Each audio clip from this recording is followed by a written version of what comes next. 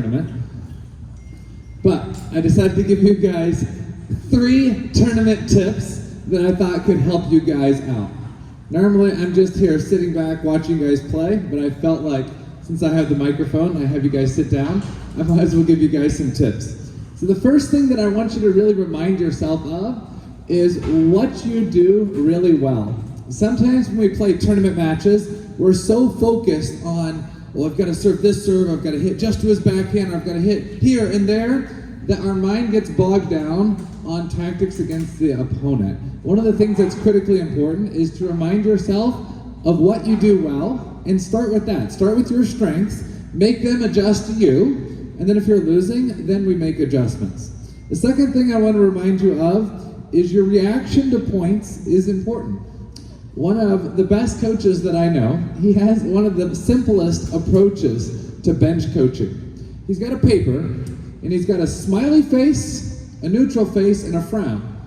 And every time the student wins or loses a point, he just makes a tick mark on the smiley face, the neutral face, or the frown.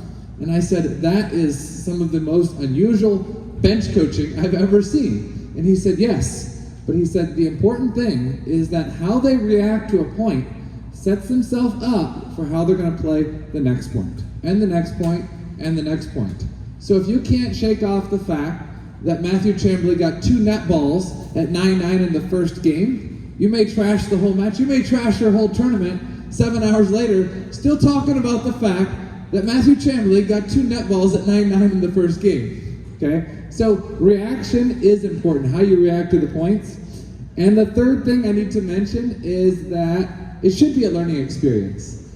Every time after a tournament I say, how was your tournament? And they're like, yeah, it was a learning experience. I say, what'd you learn? They say, I don't know. So if you don't know what you learned from it, if you don't go back and practice differently next week, then it's truly not a learning experience. So a lot of times people will say, well, I'm going to learn from my losses. That's good. But in addition to that, you need to learn from your wins. You need to learn what you did well. Guess what? So that you can continue doing well. All right, I'm getting off my soapbox and getting to the tournament now.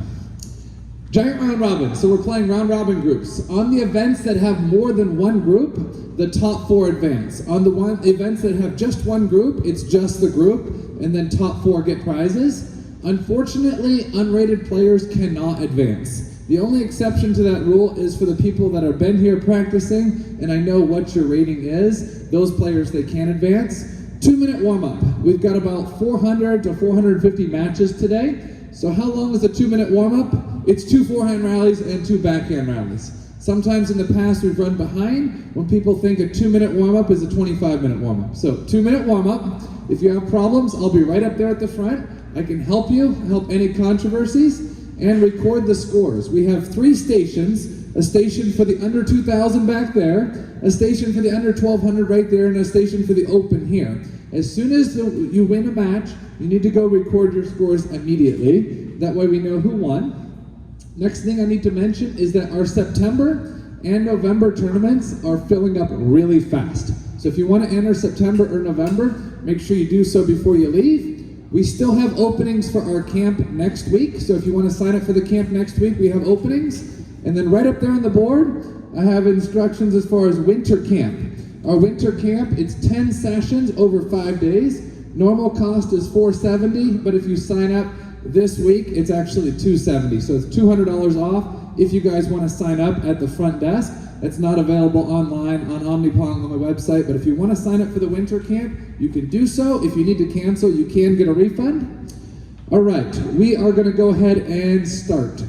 If you are in the under 2,000, Mark Hendricks, right back there waving his hand, is going to be sending out those matches. So if you're in under 2,000, head back there. If you are in the under 1,200, Jeff Yamada down there is going to be sending out the matches for the under 1,200, so head down there. And if you're in the open, unfortunately, you are stuck with Letty. Right up here in the front, I'm sorry guys, you're stuck with Letty.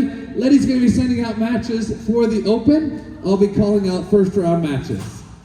Last reminder is that the balls stay at the table and they are not take-home prizes. So the balls stay at the table. So, Amelia, after you play your first match, where does the ball end up? In your bag, in your pocket, or back at the table? Back at the table, there you go.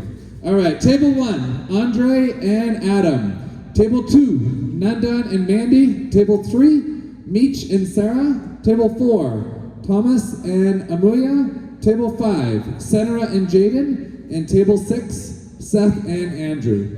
Thanks for coming, guys. You can go ahead and get started.